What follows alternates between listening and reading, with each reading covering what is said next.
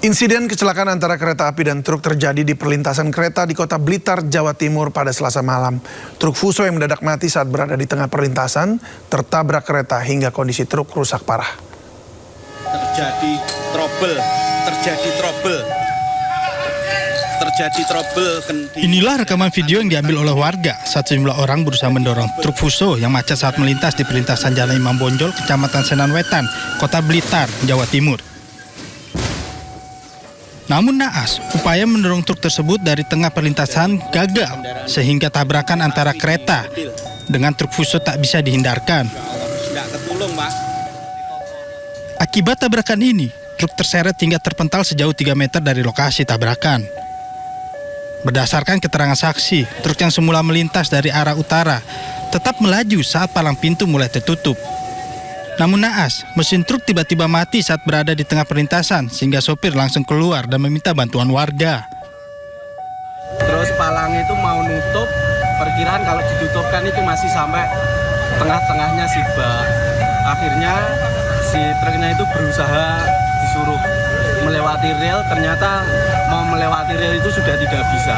Mesin sudah mati, dibantu dorong masyarakat yang ada di sini pun sudah nggak bisa bergerak.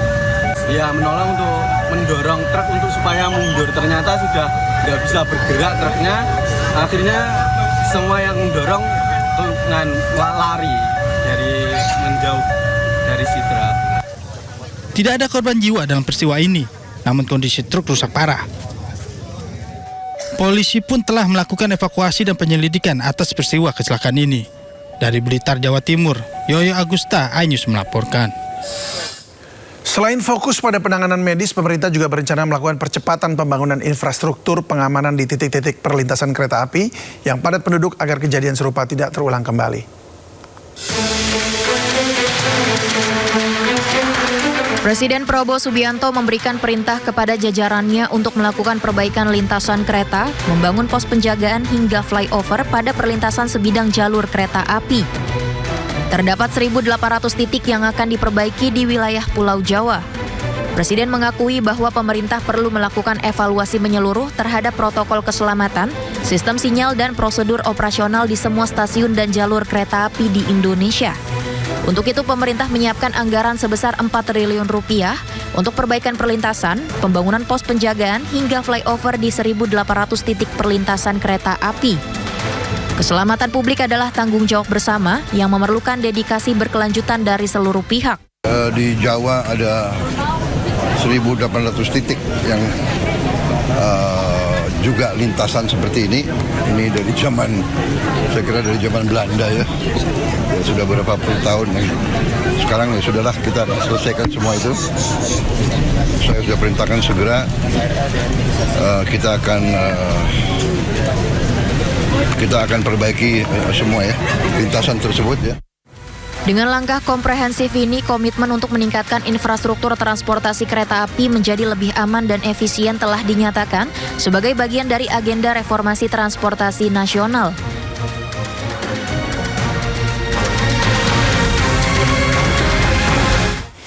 Pemerintah berjanji menyiapkan dana sebesar 4 triliun rupiah untuk memperbaiki 1.800 titik perlintasan kereta api. Apakah anggaran tersebut berlebihan atau justru kurang? Apa saja yang sebaiknya diperbaiki? Kita akan membahasnya bersama pengamat transportasi dari Masyarakat Transportasi Indonesia, Pak Syarif. Selamat sore, Pak Syarif. Selamat sore, Bapak. Ya, Pak Syarif, 4 triliun untuk 1.800 perlintasan kereta api dari Presiden Prabowo. Menurut Anda ini kurang atau malah berlebihan? Ya, terima kasih, Pak. Pertama, kami dari insan perkeretaapian mengucapkan turut berduka cita pada para korban. Mudah-mudahan diampuni segala dosa-dosanya dan diterima segala amal ibadahnya. Amin. Amin. Semoga tidak terjadi lagi kejadian seperti ini di transportasi kereta api khususnya. Jadi kalau kita bicara dengan anggaran 4 triliun yang kita bersyukur bahwa pemerintah dalam hal ini Pak Presiden telah memberikan perhatian yang sangat berarti untuk masalah keamanan dan keselamatan perjalanan kereta api khususnya dan penumpang pada umumnya. Inilah salah satu hal yang perlu kita respon dengan baik, bahwa ke depan ini masalah yang terjadi di transportasi kereta api khususnya kalau kita bicara historical data, kecelakaan kereta api rata-rata disebabkan karena terjadi di perlintasan sebidang yang mengakibatkan timbulnya korban jiwa. Dan ini dengan adanya perhatian dari pemerintah, mudah-mudahan dengan dana 4 triliun bisa terselesaikan semua perlintasan sekitar 1.800 bisa dilakukan pemasangan level crossing protection atau pengamanan perlintasan. Demikian, Pak. Ya, itu kira-kira dana itu berlebihan atau justru kurang, Pak, menurut Anda?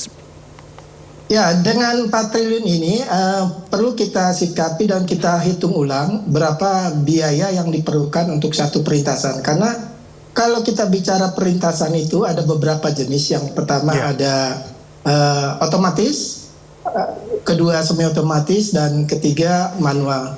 Nah, itu perlu dihitung secara kalkulasi yang tadi, Pak, perhitungan setiap teknologi yang digunakan untuk masing-masing perlintasan. Jadi dengan 4 triliun pasti kelihatannya masih mencukupi. Demikian, Pak. Mencukupi. Oke, baik. Kalau tadi ada 3 jenis, ada otomatis, semi otomatis, dan manual. Itu akan diseragamkan saja lebih baiknya begitu atau melihat kondisi lapangan?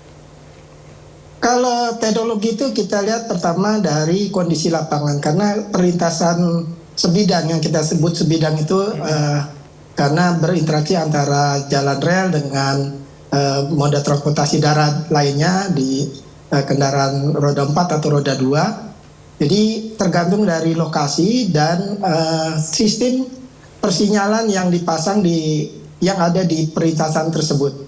Jadi kriteria itu sudah ada di dalam peraturan Menteri, demikian, Pak. Baik, sebelum nanti kita bahas apa saja yang akan dibangun, Pak. Ini ada rekan kami juga yang sempat berada di perlintasan sebidang ya.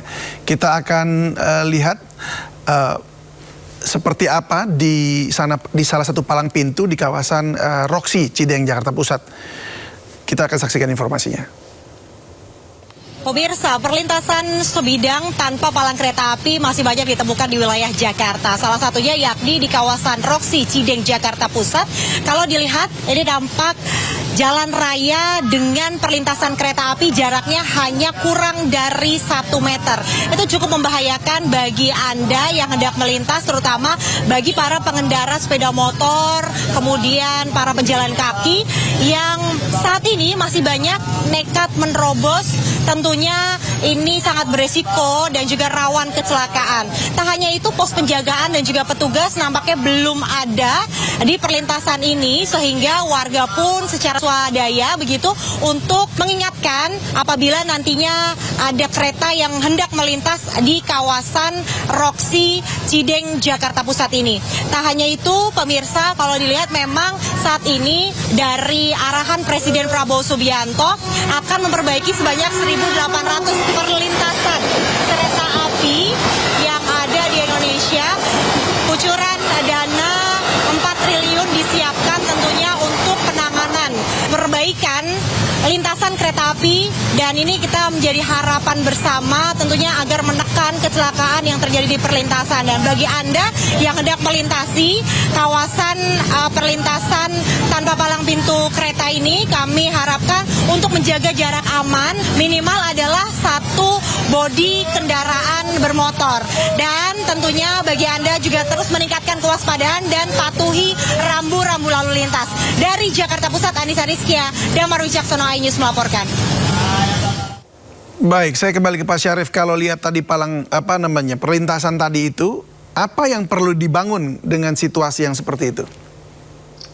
Ya, kalau kita lihat bahwa kondisi tersebut, jadi perlintasan itu ada 2 jenis, Pak. Yang pertama resmi dan tidak resmi ya. Kalau resmi itu pasti pemerintah, dalam hal ini Kementerian Perhubungan maupun PT KAI, itu sudah memproteksi dan berusaha melengkapi pengamanan. Tapi kalau yang tidak resmi, diharapkan dari tadi ketegasan bahwa masalah utama di transportasi kereta api adalah tadi mengenai perlintasan sebidang yang tidak resmi. Karena hal ini yang seringkali terjadi, kecelakaan-kecelakaan. Untuk itu perlu ada semua stakeholder untuk sama-sama berusaha bagaimana perlintasan tidak resmi ini bisa ditutup. Karena salah satu obstacle terutama di perkereta apian adalah masalah perlintasan sebidang yang tidak resmi. Demikian. Oh, itu ditutup, artinya betul-betul tidak boleh dilewati siapapun begitu ya? Ya, karena kalau tidak resmi, pertama dengan katakan di Jabodebek dengan headway yang demikian rendah dan kapasitas dari lintas itu cukup tinggi, itu cukup rawan sekali terjadinya kecelakaan di perlintasan yang tidak resmi karena tidak ada pengamanan dan tidak ada fasilitas telepon untuk memberikan informasi kedatangan kereta di lokasi tersebut. Jadi sebaiknya memang inilah tugas kita semua untuk memberikan pemahaman khususnya kepada pemerintah daerah dalam hal ini mungkin garda terdepan di sisi kelurahan, RW dan RT bahwa perlintasan sebidang tidak resmi ini cukup berbahaya bagi tadi nyawa pengguna angkutan pribadi roda 4 maupun roda 2 maupun orang itu sendiri. Demikian Pak. Baik, jadi kalau yang tidak resmi sebaiknya ditutup, diperketat semua, bangun tembok aja kalau perlu sekaligus begitu Pak ya. Tapi kalau untuk yang resmi, itu apa yang harus dibangun di sana? Kalau yang untuk resmi tadi sudah saya sampaikan, ada yang pertama otomatis, yang kedua maksud saya otomatis. Memberikan gambarannya Pak. Jadi apakah itu harus ada seperti untuk otomatis ini perlu teknologi khusus yang pintunya yang bergeser. Kalau di Jogja itu kan dia seperti bergeser menutup begitu ya. Tapi kalau di kita di sini banyak yang seperti palang turun begitu. Jadi sistem yang seperti apa yang mesti dibangun atau mungkin ada perlu jalur artinya gini seperti gapura yang dibangun untuk membuat tertib masyarakat gitu. Karena kan seringkali kalau kita temukan tuh pengendara itu suka numpuk blok langsung berhadap-hadapan head to head begitu di depan depan palang pintu atau rel kereta gitu. Ya, memang kalau kita bicara masyarakat pasti butuh akses dan waktu Pak ya.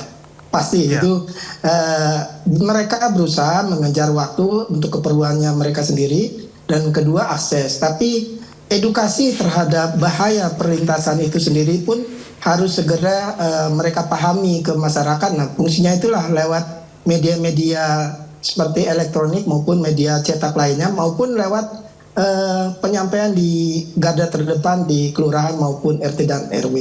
Itu yang tidak resmi. Sedangkan yang resmi, yang pertama memang sudah dilengkapi pintu ataupun penjaga perlintasan. Nah kadangkala kedisiplinan dari pengguna angkutan pribadi maupun pejalan itu juga saya rasa agak kurang karena walaupun itu pintu sudah ditutup dan alarm sudah berbunyi, mereka masih berusaha masuk atau melewati perlintasan dan itu cukup berbahaya sekali walaupun itu resmi. Nah, edukasi inilah yang perlu disampaikan melalui media-media elektronik maupun media lainnya bahwa pemahaman bahaya di perlintasan itu cukup berarti bahwa itu harus dihindari oleh pengguna transportasi darat lainnya seperti tadi baik truk, bus ataupun kendaraan roda 4 dan kendaraan roda 2 atau masyarakat pengguna angkutan lainnya. Demikian Pak. Baik, mungkin ini sedikit menyimpang aja ya. Ini masih seputar kendaraan yang menerobos. Tadi kami sempat tayangkan yang dari Blitar truk tadi malam juga nyangkut. Sebelumnya taksi yang hijau itu juga nyangkut. Nah ini kemudian ada mitos ya. Saya nggak tahu ini mitos atau benar atau tidak. Tapi seringkali banyak mobil yang suka berhenti mendadak atau mati mesin atau berhenti di atas rel kereta gitu ketika rel kereta itu sudah dekat. Apakah ini betul mitos itu bahwa memang itu bisa terjadi pada mobil manapun ketika kereta sudah mendekat? Jadi seperti ada medan magnet lah katanya seperti itu. Menurut Anda gimana? Ya kalau saya sebagai orang sains Pak ya, mitos tersebut ya saya tidak percayai ya. Terus kedua mengenai betul-betul hanya mitos berarti itu ya? Ya. Artinya yang kedua, kalau itu terjadi interferensi sampai saat ini pun kami belum pernah mendapatkan referensi yang baik internasional jurnal maupun standar mengenai hal itu yang terjadi seperti yang tadi Bapak sampaikan. Jadi saya rasa itu mitos. Jadi kalau biasanya mereka itu panik Pak. panik, sehingga kalau sudah panik itu pada akhirnya untuk secara pikiran normal itu biasanya sekian kali dia akhirnya bisa melakukan. Nah, itulah yang sering kali karena kondisi panik tersebut kendaraan jadi mati, dan itulah yang menyebabkan terjadinya kecelakaan di perlintasan. Yang utama adalah tadi kedisiplinan, bahwa dengan adanya alarm, informasi kedatangan kereta melalui perlintasan itu sekian detik akan melewati, itulah pengguna jalan harus berhenti sebelum pintu itu ditutup. Jadi jangan berusaha melewati walaupun proses penutupan pintu sedang berlangsung. Nah, inilah edukasi ini yang perlu kita sampaikan ke masyarakat, bahwa bahaya sekali kendaraan-kendaraan ataupun yang lainnya apabila melintasi perlintasan kalau tidak disiplin. Demikian, Pak. Iya, jadi memang walaupun aturan dibuat, infrastrukturnya dibangun, tapi kalau mentalnya masih tidak memperhatikan keselamatan orang lain begitu ya, ingin kepentingan diri sendiri, maka akibatnya jadi begini terus ya. Apapun yang terjadi, apapun yang sudah dibuat begitu ya. Baik. Baik. Nah, kalau soal konsep perlintasannya ini, perlintasan ini apakah semuanya memang harus dibangun pintu palang begitu, atau mungkin ada pilihan lain, misalnya apakah ini jembatan flyover begitu atau underpass atau bagaimana kalau untuk khusus Jakarta deh misalnya? Ya, memang kalau kita bicara khususnya di Jabodebek, Pak ya, dengan jumlah KA komuter yang demikian banyak dan headway-nya juga cukup rendah, pemerintah dalam hal ini juga berusaha membuat perlintasan yang tadinya sebidang menjadi tidak sebidang, menjadi flyover atau underpass. Nah, itu juga ketergantungan dari dana yang dialokasikan untuk perubahan dari sebidang menjadi tidak sebidang. Itulah yang perlu diperhatikan, bahwa dengan kapasitas lintas yang demikian padat, sebaiknya perlintasan sebidang walaupun itu dijaga maupun dengan otomatis itu dibuat tidak sebidang untuk menghindari dengan kondisi kecepatan yang demikian tinggi terjadinya kecelakaan di perlintasan. Demikian, Pak. Baik, jadi sebaiknya memang tidak sebidang ya, Pak ya, supaya tidak ada celah sama sekali untuk melakukan pelanggaran atau tidak tertib begitu ya. Ya, dan juga harus ada ketegasan, jangan sampai sudah dibuat tidak sebidang tapi masih dibuka. Contohnya di perlintasan Kalibata, kalau Bapak perhatikan di situ sudah ada flyover, tapi di bawah masih dibuka perlintasan untuk kendaraan. Nah, inilah yang perlu ada satu ketegasan. Bisa saja ini bekerja sama dengan kepolisian, ada tilang apabila kondisi-kondisi ini yang melanggar kedisiplinan, ataupun mungkin sekaligus saja yang sebidang ditutup karena sudah ada perlintasan yang tidak sebidang, flyover maupun underpass. Mungkin itu saran dari kami, Pak. Baik, kalau begitu. Terima kasih Pak Syarif sudah berbagi bersama kami di Sindo Sore. Semoga ya saran-saran ini juga didengarkan oleh pemerintah, khususnya Pak Prabowo yang juga sudah berjanji akan menggelontorkan dana 4 triliun ya untuk perbaikan ini, dan semoga memang ini terrealisasi begitu dalam waktu segera. Terima kasih Pak Syarif sekali lagi. Selamat sore, salam sehat selalu.